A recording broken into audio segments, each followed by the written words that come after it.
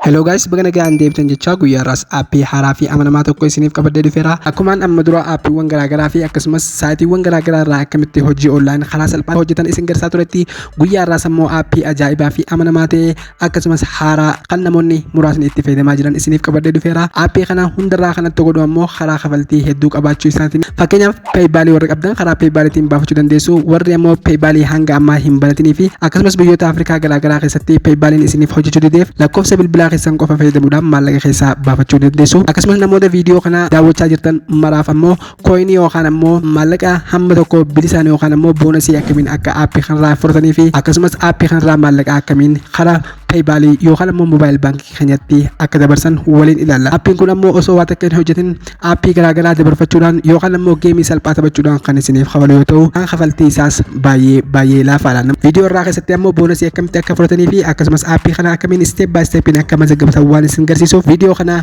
hanga dhumaa obsaan akka daawwattan isin affeerra. Viidiyoo irraa wajjin turtii gaarii. Okay guys, jalqaba irratti maal goona aappii tokko dabarsina. Namoonni bilbila Android fayyadamtan karaa Play Store keessanii seentu yookaan ammoo namoonni karaa iPhone fayyadamaa jirtan ammoo karaa Apple Store seentanii waa'ee nama barreessu kana ni barreessitu. An fakkeenyaaf bilbilli kiyya Android waan ta'eef Play Store kiyyaniin seena. Jalqaba irratti kun akkuma agartan aappii Play Store kiyyaniin seena. Haala kanaan naaf fida. Aappichi yeroo haala kanaan naaf fidu sana booda isa search jedhu kana ni cuqaasa. Iddoo search gama gubbaa kanarratti jechuudha. Iddoo kanarratti maaliin barreessa? Aappii nama maqaa isaa barreessu kana ni barreessitu. Laakii manii jettanii laakii manii jettanii barreessitu. Haala kanaan laakii manii jettanii gizii barreessitan aappichi haala kanaan isinii tarreessa. Isa jalqabaa irratti argamu kana ni tuqxu yookaan ammoo isa search jedhu kana gama jalaa irratti keyboardii keessan irraa jechuudha. Isa kanaan search ni gootu. Haala kanaan isiniif daa kun akkuma agartan aappichi yeroo isiniif du dila kana baay'ee dila kana isiniif daa isa kana keessaa kam dabarfattu kan nama 100 dabarfame isa kana jechuudha. Laakii manii kun play to earn kan jiru kana ni buufattu. Fakkeenyaaf jalqaba irratti ani filadha. Isa kana install ni gootu. Haala kanaan ergaan install godhadhee amma step isaa sirriitti hordofaadha. Akkamiin boonasii aappii kanarratti akkamitti akka argattan isin agarsiisa jechuudha. Jalqaba irratti aappii kana eegaan haala kanaan install godhee ni bana jechuudha. Isa open jiru kana ni filadha. Isa open yeroo goonu haala kanaan nu dabarsa. Amma teessoo teessan yookaan ammoo bakka irraa mazgabachuu jiraatan ifumaaf detect godha jechuudha. Amma fakkeenyaaf ani Itoophiyaa keessan jira. Itoophiyaa keessatti haala kanaan naaf fida. Sana booda isa continue with Google jedhu kana kun akkuma agartan jala kanarratti continue with Google ni filattu. Haala kanaan ni fida isa continue jedhu kana ni filattu. Isa continue jedhu yeroo filattu haala kanaan email bilbila keessan keessaa qabdan isiniif fida. Bilbila email tokko ni filattan jechuudha. Amma fakkeenyaaf ani isa kana ni filadha. Isa kanarratti continue with filadha. Sana booda aappicha kiyya haala kanaan kallattumaan maal na gaafata umrii fi akkasumas saala na gaafata. Umrii na keessan fakkeenyaaf amata 18 ol yoo gootan 18 fi isaa ol yoo gootan baay'ee bareedaadha filatamaa jeeti yaada.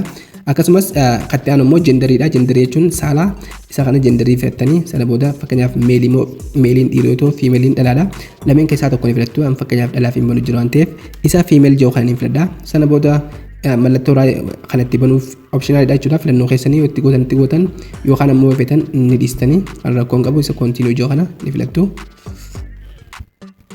Isa continue yeroo filannu kun haala kanaan notification nuuf fida. Ammallee isa okay jiru kan ni filadha. Sana booda akkuma agartan accounting kiyya sirriitti naaf banamee jira jechuudha. Amma gubbaa kanarratti akka agartan gubbaa kanarratti boonasii takka hin qabu 0 dha jechuudha. Boonasii tana akkamitti akka argattan ammoo kan inni isin agarsiisu sirriitti hordofaa. Sana booda isa waancaa fakkaatu isa gama dhumaa kana ni filattu kun akkuma agartan isaan itti maree isin agarsiisu kan ni filattu. Sana booda isa kana yeroo filattan waancaa kana haala kanaan isiniif fida. Ammallee gad deemtanii dhumarra dheettan akkuma agartan isa referral kan jiru kun iddoo referral jiru kanarratti daqiiqaa na izaabu jira. Isa kanarratti maaliin godha koodii itti guutaa jechuudha. Koodiin amma isin asirratti isin agarsiisu kana yoo itti guuttan koodii tana yoo itti guuttan kooyinii 500 bilisaan ni argattu jechuudha. Koodii tana itti guutuudhaaf kan iddoo inter referral jiru kana ni cuqaastu. Sana booda haala kanaan isinii fida. Koodiin amma asirratti isinii kaa'u screen irratti isinii kaa'u ni guutu.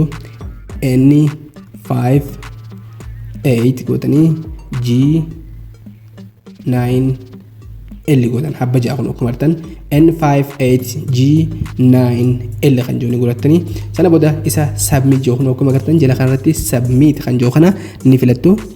Isa submit yeroo filannu boom guys coin dia dibishan bilisan naaf kannamte jirti jechuudha akkuma agartan gubbaa kanatti 0 ture amma dibashan naaf kannanii jiran jechuudha haala kanaan amma kuno coin bilisaar kannee jira amma kana dalaguudhaaf maal gootanii kuno gubbaa kanatti argamu isa mallattoo doolaaraa fakkaatu kana deebitanii kana booda isa later joo kana fi allo permission joo hayyame isin gaafata hayyama kanatanii fi